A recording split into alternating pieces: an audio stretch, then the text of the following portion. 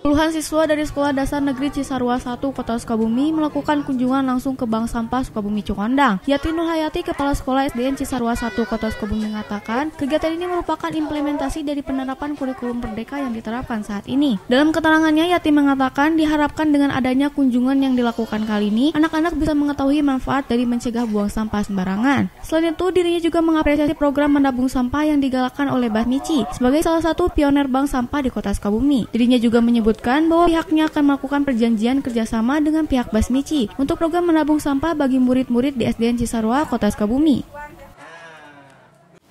Sekolah kita kan SD Cisarua 1 itu kebetulan sudah kurikulumnya sudah ke kurikulum Merdeka ya Pak ya, Merdeka.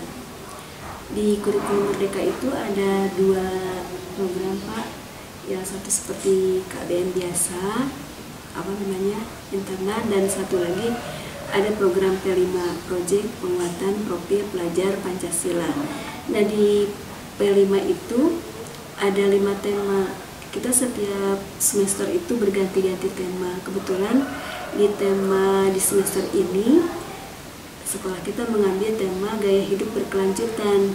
Nah di gaya hidup berkelanjutan itu Pak, di antaranya ada pengolahan sampah, kemudian ada kebersihan lingkungan, baik itu lingkungan di sekolah, lingkungan di rumah, di masyarakat, kemudian ada penanaman pohon juga.